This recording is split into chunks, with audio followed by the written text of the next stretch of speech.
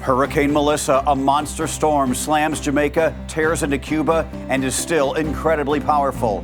Plus, a gold crown and a big meeting. President Trump honored in Seoul as all eyes turn to his showdown with China's Xi Jinping. And the shutdown hits home. Airline workers showing up without pay, and the new mission making sure they don't go hungry. The stories that matter, clear and credible, from across the country to around the world. These are your unbiased updates from Straight Arrow News. Good morning, I'm Craig DeGrelli. We begin this morning with Hurricane Melissa making landfall in Cuba as a powerful Category 3 storm after slamming Jamaica as one of the strongest hurricanes ever recorded, reaching Category 5 strength with wind speeds of, get this, 185 miles an hour. The National Hurricane Center says Melissa, packing blinding rain and torrents of floodwaters, is moving over eastern Cuba this morning and expected to cross the southeastern and central Bahamas later today, then approach Bermuda by tomorrow. Forecasters warn of 5 to 10 inches of rain across the Bahamas, raising the risk of flash flooding and mudslides. So far, at least 7 people have died across the Caribbean, 3 in Jamaica, 3 in Haiti, and 1 in the Dominican Republic. Jamaican officials say the victims were killed in accidents while preparing for the storm. In a post on X, Jamaican Prime Minister Andrew Holness said his nation had been ravaged, but it will rebuild and do so even better than before. President Trump on Wednesday said his administration is prepared to send humanitarian aid to Jamaica. Melissa is the 13th named storm of the Atlantic hurricane season and the strongest so far. It is not expected to have major impacts on the mainland U.S. President Trump is continuing his trip to Asia today, landing in South Korea ahead of this year's Asia-Pacific Economic Cooperation, or APEC summit.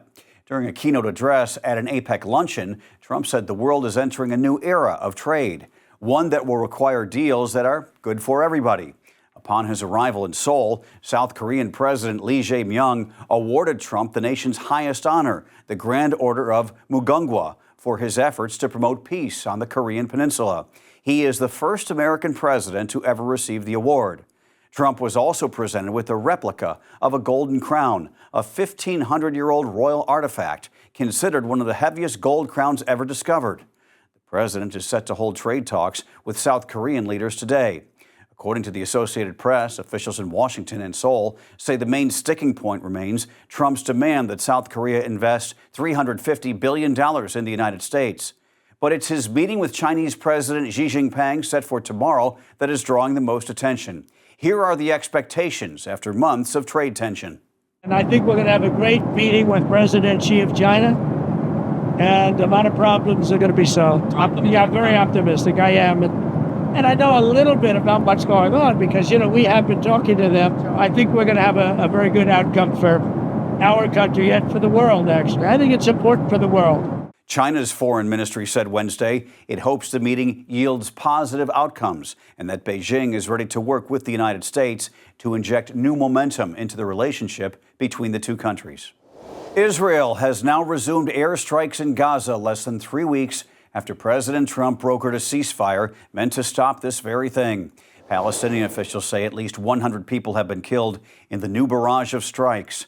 Rescuers working to pull those trapped in the rubble in Gaza City and Khan Yunis. Prime Minister Benjamin Netanyahu ordered what he called forceful strikes after accusing Hamas of violating the U.S. brokered truce, saying the terror group staged the return of a hostage's remains. Israel released drone video it claims shows Hamas operatives burying a body bag, then digging it back up, claiming the group was trying to fake a discovery for Red Cross observers. The Israeli government called it a disgraceful deception. Hamas calls that baseless, accusing Israel of fabricating a pretext for new attacks. Hospitals across Gaza are now bracing for more casualties. From Washington, Vice President J.D. Vance downplayed the violence, saying small skirmishes do not mean the ceasefire has collapsed. The government shutdown is now taking a serious toll on America's skies. At airports from Chicago to Newark, air traffic controllers and other federal workers just missed their first full paycheck.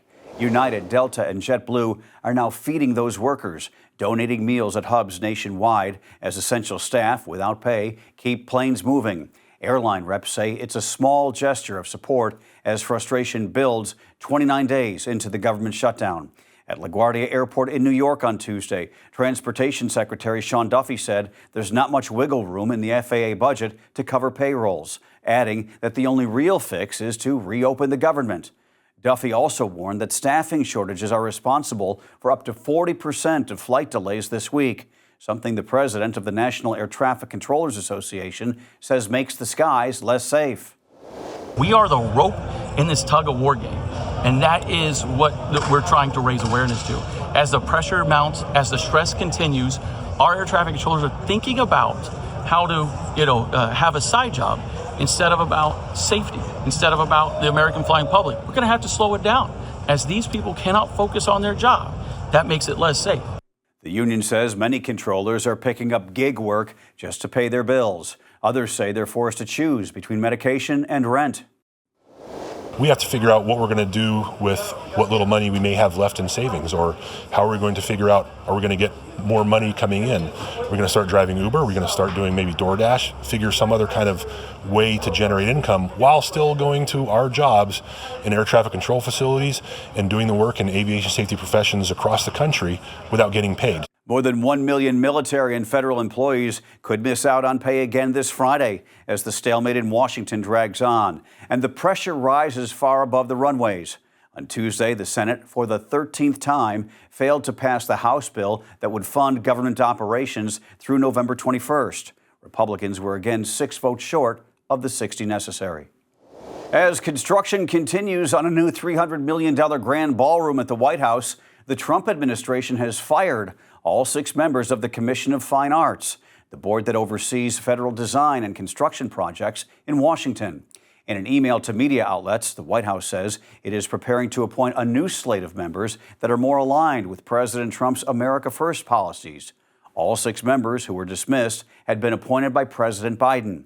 The commission's role is to advise the president and Congress on, quote, matters of design and aesthetics, ensuring new projects reflect and preserve the dignity of the nation's capital. In addition to the ballroom project, which involves gutting parts of the East Wing to make room, Trump has now announced plans to build an arch along the Potomac River. According to CBS News, there is precedent. Back in 1947, President Harry Truman fired members of the same commission after they opposed his plan to add a balcony to the White House's south portico. Finally this morning, a remarkable find on a beach in Australia. Volunteers cleaning up trash stumbled on a message in a bottle that turned out to be a century-old capsule. Wow! Written by 2 Australian soldiers during World War I. Listen to this. A family discovered the Schweppes brand bottle in early October on Wharton Beach in Western Australia. There it is right there. Inside, 2 handwritten notes from Private Malcolm Neville, age 27, and William Harley, age 37, both sailing from Adelaide in 1916 to join the fighting on Europe's Western Front. Neville's note, addressed to his mother, read, having a real good time. Food is real good so far, with the exception of one meal, which we buried at sea.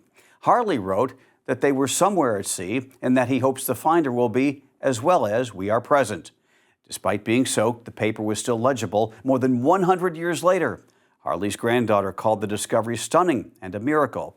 Now, as I read this story this morning, I began humming the 1970s song, you know, the one from the Police, I hope that someone gets my, I hope that someone gets my message in the bottle, doon, doon, doon, doon, doon, doon, doon, and it goes on and on.